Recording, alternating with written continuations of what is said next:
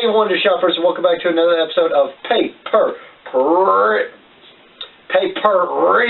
And then you talk about me. Yeah. I'm only human, so. Yeah. You gotta remember, his brain has been fried all weekend. I do. Yeah. Got your back. Not because of drugs, but because of work. Yeah. Because work's being a bitch. That's anyway, welcome back to a special edition of Paper Review. Why is it special? Because somebody has to love it. I was gonna say because all four of us are in the video for one. Yeah, that's also true. Yeah, right. But not just its mommy thinks it's special. So, what do you say we start with introductions? Who wants to go first? We started with me last time. Let's start the other way and go around. All right. So this is Foot Prop over here. Well, he's not allowed on the good furniture. My name is Mainstream Malcolm. He's mainstream. Malcolm. No. We were gonna do that, but yeah. I'm War Machine MJ. Rodimus Prime. No, you're not. Nine Pockets. He's not Prime enough. Hot Pockets. No. Yum. Yeah, Hot Pockets are good. Hot Pockets are amazing. I've just been having the breakfast kind of lately. But we're not reviewing fucking Hot Pockets. We're reviewing. We're reviewing WWE Battleground. Battleground. So before we review, what are your overall thoughts on Battleground? It was good. It was good for what it was. I've seen worse pay-per-views. This one, not too far from good. It's actually pretty great. Pretty above average. Pretty average? Pretty above average. Oh, pretty above average. What'd you think? Battleground? Yeah, what'd you think of it? Give it a B+. I'd give it a solid B. I'll give it a 4 out of 5. Oh my God, yeah, it's about like me. I thought it's definitely been the best pay-per-view we've seen out of WWE this year, hands down. Yeah, that's true. But, I mean, there's no arguing that. Yeah. But you know, like you said, we're reviewing Battleground. I thought it was a decent pay-per-view, not too shabby. It was for a pay-per-view. It was a great way to end before the brand split. Yeah, definitely. Now we're looking towards SummerSlam. I think that's gonna be good. Yeah. It's looking good right now. Looking good. This isn't a preview of SummerSlam now. I know. I'm just looking. If it was a preview, you know what we would preview over this?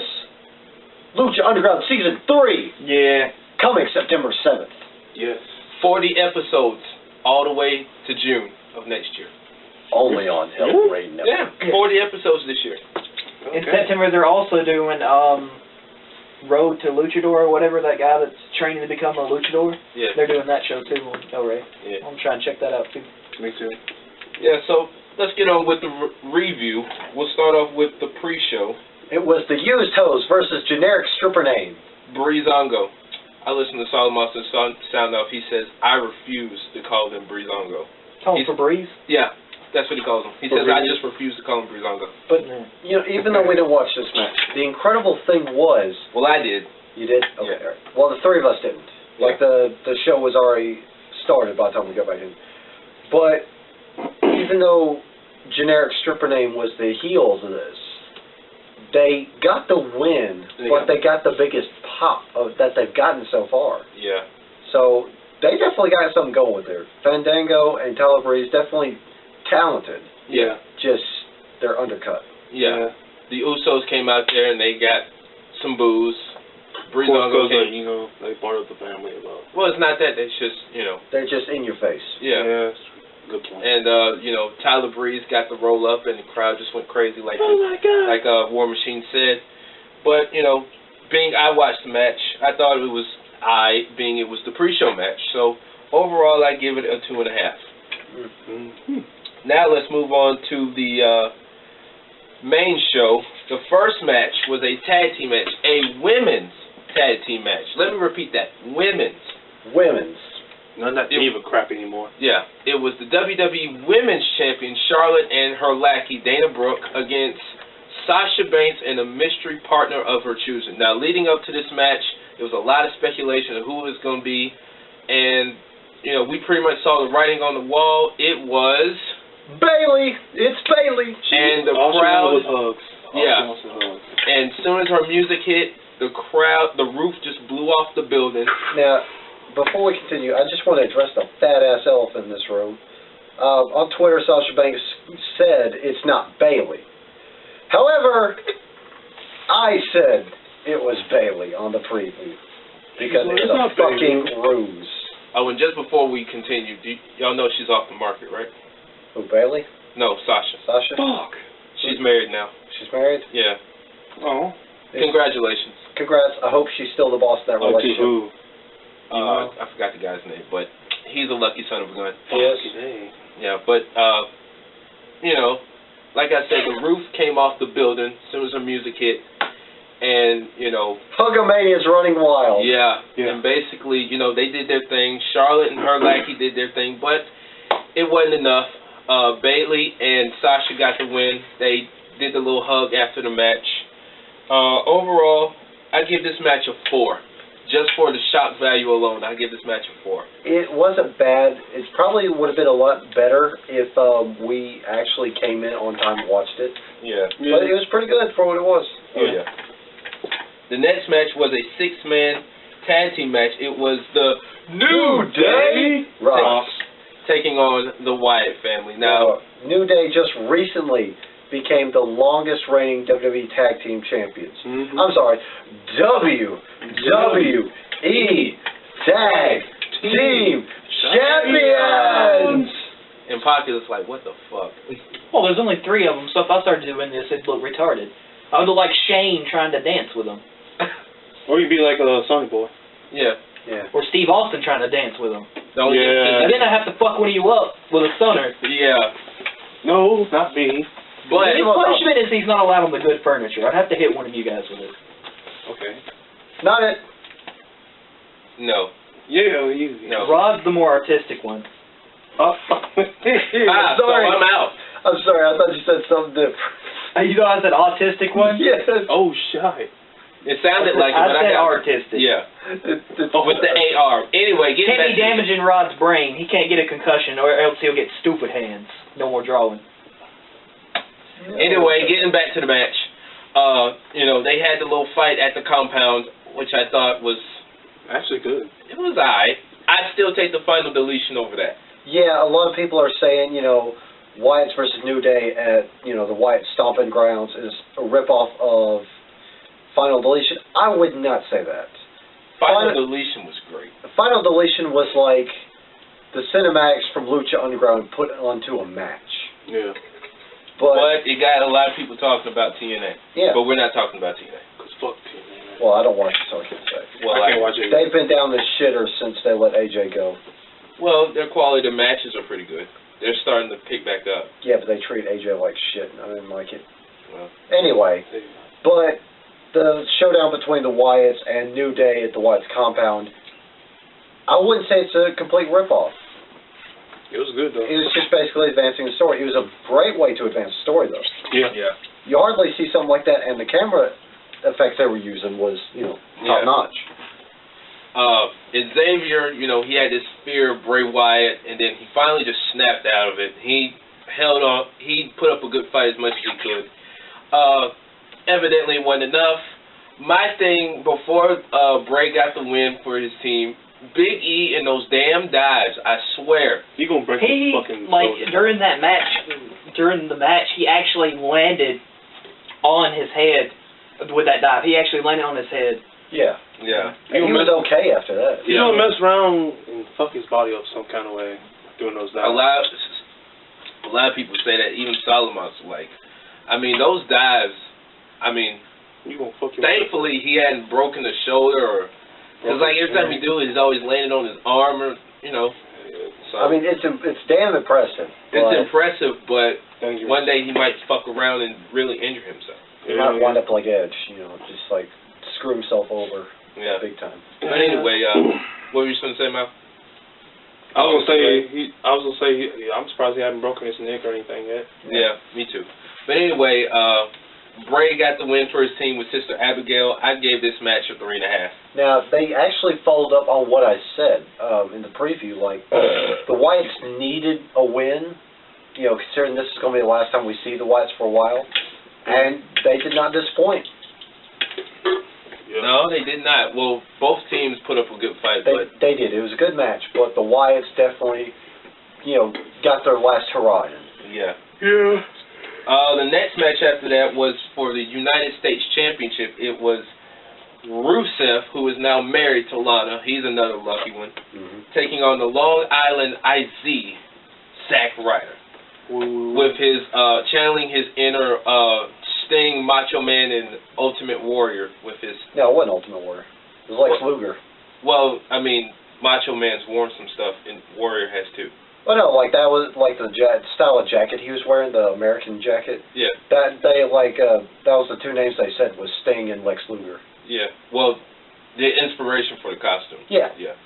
Anyway, leading up to this match, you know, Zack Ryder, you know, they're pretty much giving him a push, so to speak. Rusev being the dominant champion that he is, Zack put up a good fight, but you know, it wasn't enough. And he wasn't wooing when he had to tap out to the Accolade. After the match, his hype bro buddy, Mojo Rawley came out there. Stay hype! He didn't get hype, he stayed hype. He was in Rusev's face, and Rusev was just looking at him like, the fuck are you? Yeah, like, who the fuck are you? I didn't know they made you. Like, he just had that blank stare like, the fuck? What is this nigga? Like, what the fuck? And he just left, and Mojo Rawley kept yapping, and you know, get the fuck out of here. It basically, you know, I thought it was going to lead up to something, but evidently not. No. So, like I said, Rusev won with the Accolade. Yeah, they left that to Roman Reigns. And he just, you know, he won by submission. 3.5 for this match. Yeah, not bad. It definitely felt like a slow match. Yeah, you know, it's a good match, but good match, but it's slow. Yeah, slow. Now this match. Oh, damn. Boy. Man. Boy. Man. Fucking man. Well, fellas, what should we say about the next match? What's this match? Kevin Owens, Sami Zayn. Oh my I thought you were going to say something. No, it was not bad by no means. They might as well have shut the show down because this match just took everything. My God. Like, this reminded me of last week's Cruiserweight Classic. It was up there. Oh, this past week's. Yeah, it was up there. Like, no, it reminded me of the death match from Lucha Underground. Not quite. But, well, I mean, more people. Yeah, I mean, I get what you're saying, but these two just let each other have it. These two went at it. And what was even special about this match is that they got a standing ovation during the match. The whole time the crowd is literally cheering them during the match. And, you know, I really thought Sami Zayn, when he went for that dive or whatever, bouncing off the ropes, I really thought he was hurt. Yeah, like... Because he looked like he really sold it. He did. I thought, you know, he hurt himself. The other thing that, you know, made me cringe in this match was Kevin Owens kept dying. Yeah. The fucking match. He died like 5 fucking times. Like, yeah, and like every 5 seconds he died. Yeah. Yeah, he got slammed on the apron and then, you know, just the ending itself, like... He died 6 more times at the end. Yeah, Sami Zayn gave him a haluva kick and then... Just gave him repeated haluvas. He gave him that, what Shawn Michaels gave Flair at WrestleMania 24, that I'm sorry, I love you look. And then laid him out, and the crowd just... Kevin Owens died for the final fucking time. It's probably one of their best matches in their career, because, I mean, this rivalry's just expanded even before they got to WWE. I mean... Even before ROH. Golly, even in ROH. Yeah. Back when Sami Zayn was El Generico. Back when it was El Generico versus Kevin the Steam. Yeah. So generic. But anyway, I'm giving this match 5 out of 5. Now, I would have given it a 5 out of 5. But that botch where Zayn got hurt, it kind of dropped it down to a 4.5. Yeah. Still a damn good match. Yeah. But an instant classic for sure. Yeah. Oh, yeah, definitely. There's nothing I can say bad about it. One for the highlight reel. Yeah, it's just when it comes down to a botch in a match, I feel like it just drops a little bit. Yeah. 4.5. 4.5? No, okay. But anyway, the next match after that was Natalya versus Becky Lynch. Now, a lot of people were still soaking in, you know, Zayn and Owens, so this match really didn't have anything special. It was like, it was just like, okay. It was like, definitely a slow match. Yeah. It was like Orton and Triple H at WrestleMania 25.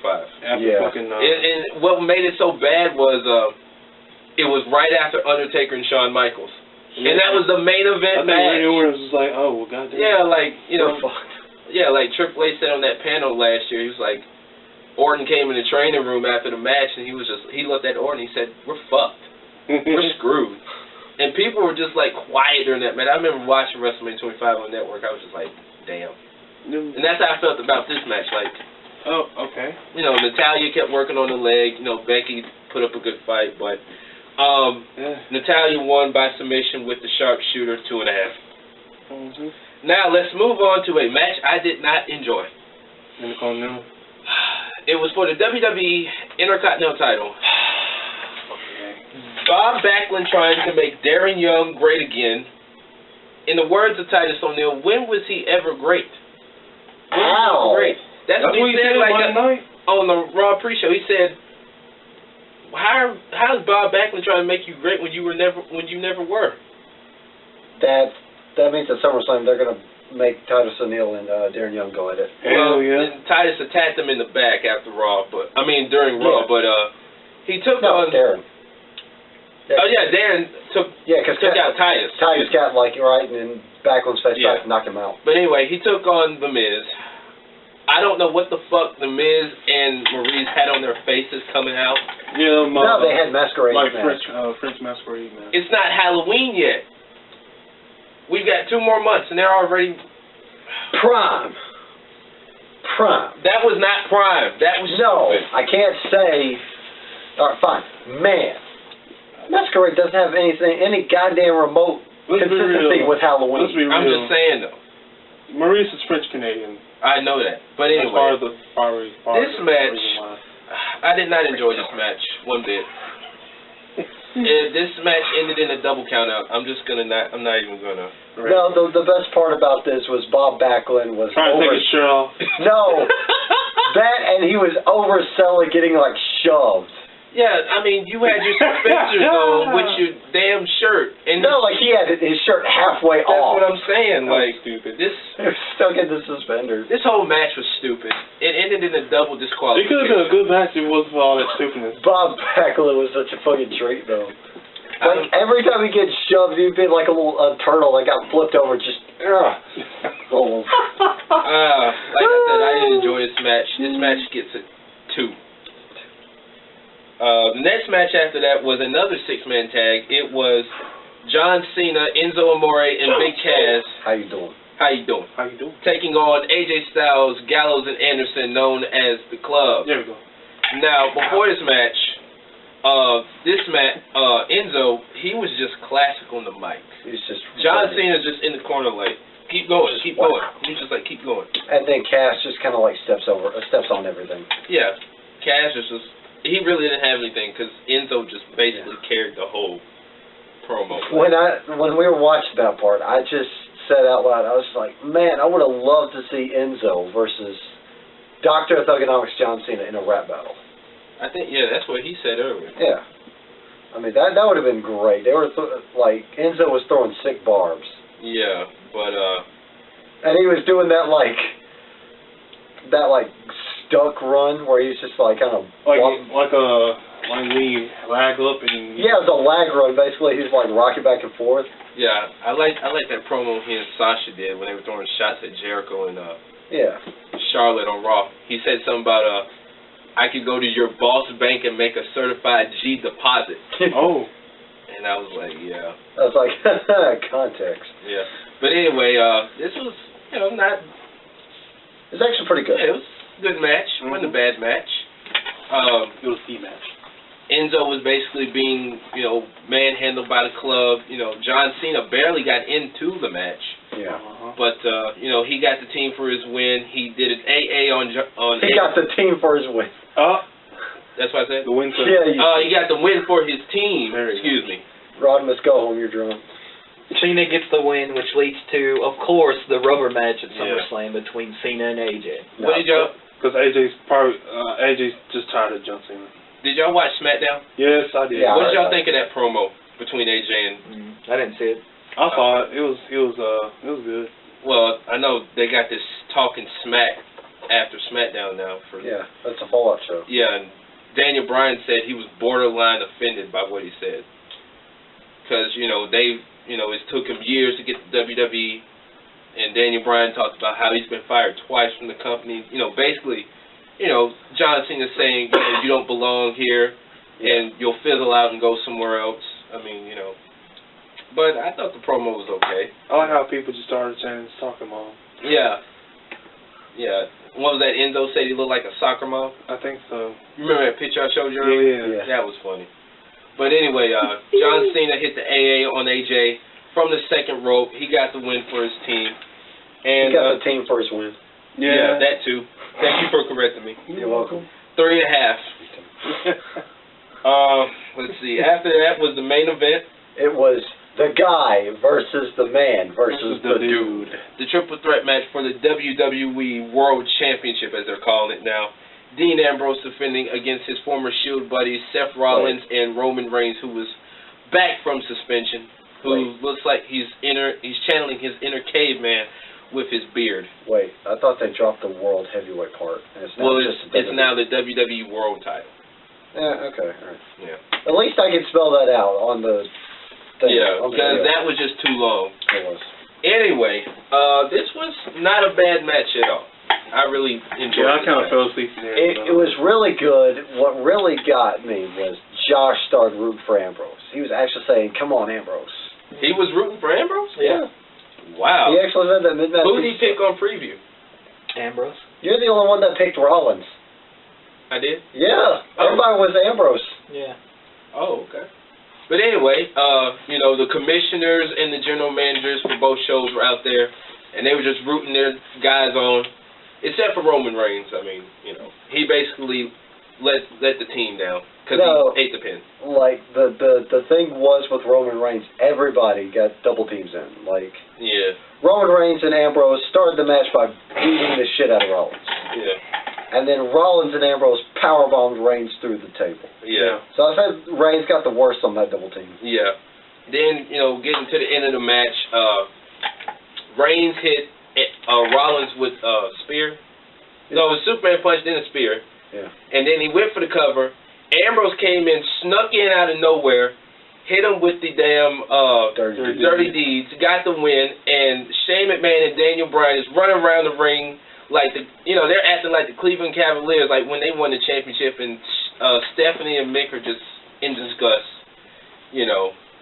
Next night on Raw, she said to Roman Reigns, "You're not a good guy. You're not a bad guy. You're just a loser." Oh. Basically, losing it for the team. And so, Dean Ambrose is still the champion. And now he's basically a jobber. The last 2 matches he's had, he's lost. He's a mid-carder now. Yeah. Like he got dropped. Yeah. He's probably going to face Rusev for the title. Yeah, that's what everybody's saying. Yeah, because he's still eating the... He went from top of the world to a jobber now. Well, he's still eating the Vince McMahon shit sandwich for failing that drug test. Yeah. I mean, he's basically getting the same treatment that Triple H got after the Click fallout. Yeah. But, he'll probably be back on top status sooner or later. He's just, Yeah, they just got to build his character back up. Yeah. And so, like I said, SmackDown and Raw locker rooms were looking off. SmackDown roster came out there, put Ambrose on their shoulders. Yay. How much of a kick in the nuts is it that the 2 people that lifted Ambrose up so he could hold the title in the ring were the Usos? Right after, this is moments after he had pinned their cousin. Yeah. Clean center of the ring, and they come out there and they lift him up, and they're carrying him around the ring. Was it Jay or Jimmy? Hell, they both looked like one of them. They were both carrying him. That's what I'm saying. One had that face like shit. Yeah. He just fucking pinned my cousin. Mm-hmm. I think they both did. Yeah, and mind you, months before this, Reigns wins the title on Raw, and they do the same thing. Mm-hmm. This was like back in December of last year. Yeah. And so, like I said, like we said, it was a good match. 4.5. Now, before all of this, I think it was before the main event, the highlight reel. The highlight reel, with Jericho. Randy Orton came back, hyping up his match with Brock Lesnar. He said, I know I'm going to Suplex City. It takes 1 RKO to go to Viperville. No enhancement needed. Like everybody was talking about. Yeah, he said it takes 20 suplexes to get to Suplex City, but it only takes 1 RKO to get to Viperville. And he said no enhancement needed, and the crowd was just oohing and awing. Like, I was just like, ow. Yeah. God. I think he went off script on that one. But I don't know. I like this. Apparently Viperville's a thing now, though. yeah, I mean, Viperville, Suplex City, Headlock City, yeah, Hurt Town. yeah. And the following night. And then he's got the shirt says RKO on the back, says out of nowhere. Hashtag out of nowhere. Yeah, and then he RKO'd Lesnar on Raw this past Monday. Yeah. Got F5 the next night on SmackDown by Brock Lesnar. Yeah. So that's one match I'm looking forward to. And you seen the Paul Heyman's face? He was just like, yeah, he was just like, yeah, he's just in the corner like somebody was just about to beat him up, like, you know. oh, I'm sorry. But no, I like the highlight reel stuff. Yeah. It went a little too long, but I thought it was alright. Orton really I showed, think you know, he Jericho was can talking be about, funny. like, did he talking about, I know he's talking about Ambrose or something like that. No. Yeah. No, that was on the other highlight reel one time. He Yeah. was talking about, damn, stupid Ambrose. He always brings that up. Yeah. No, that was on Sunday. I think it was. Yeah, okay. Yeah. Stupid Yeah. Ambrose. Put Yeah. 69 tacks in my body. Yeah. Stupid. But no, like Orton showed, you know, his comedic side now, and we hardly see that shit. Yeah, definitely. You know, he's just like he gets in close while Jericho's doing his Jerichola ad. Drink it in, man. Yeah, somebody, it was on Wrestle Nation posted a meme on their Facebook page. Jerichola. Drink it in, man. And I posted that. Just like leaned in, it's like, yo, I'm not trying anything, I'm just figuring out what your No, it had how his your head hair on do. the can. No, that was what Orton said though. Yeah. It's just like just figuring out what makes your hair do that. Yeah. And Then he RKO'd him. Enzo called Jericho Bon Jovi, a fake ass Bon Jovi on Raw. He does look like Bon Jovi. Yeah. Just saying. But anyway, getting to the conclusion of this review, superstars and matches of the night. Superstars of the night go to Bayley, Sasha Banks, Sami Zayn, Kevin Owens, and Dean Ambrose. Matches of the night go to the women's tag team match, Zayn versus Owens, and the triple threat match. Overall, I give this pay-per-view a 4 out of 5. High ranking. Yeah. I really, you know, like I said, it was a good pay-per-view. Wasn't bad. It was. Zayn Owens definitely stole the fucking show. Yeah, definitely. So, it'll definitely be interesting to see how SummerSlam goes down in Brooklyn in a couple weeks. So, fellas, any more thoughts on Battleground? It was good. Good? Definitely WWE's stepping up their game. Yeah, definitely. I can't wait for SummerSlam. Yeah, SummerSlam in a couple weeks. Takeover Brooklyn the day before. Takeover Brooklyn, my boy Shinsuke Nakamura headlining. Samoa Joe, he's challenging Joe for the title. Bayley versus Asuka. Possibly the Revival versus Gargano and Ciampa for the tag team titles. No Way Jose versus Austin Aries. Yeah. Who knows? Bobby Roode may be there. He's going to be glorious. Well, that's his Yeah, his that's how the shtick. thing comes out. Yeah. Yeah. It's going to be glorious. So, I think that's it. Yep. So, We're definitely going to have preview of Takeover Brooklyn 2. and SummerSlam coming up. With my boy Finn Balor headlining. Yes, for the WWE. Or how they say in WCPW, Finn Balor. Finn Balor. Finn Because Balor. they're English. Because they're English. they English or they Welsh? Yes. Yes. I don't know. They all sound the same to me. What like have they said where they're from? No, they're just from England. Okay. So, But they say Balor. Balor. Finn Balor. It must be the accent thing. Or like they used to say, some used to say They in also Japan. say Triple H, just like Martin does. Yeah, Martin says Triple H. Yeah. Same thing with Real Regal do the same shit too. Yeah. Triple H. Or Yeah. some people used to say in Japan when Finn Balor was Prince Devitt, some people say Devitt. Yeah. Yeah. I say both. Anyway, why don't we just go ahead and close I this say the demon. Yeah. Too sweet.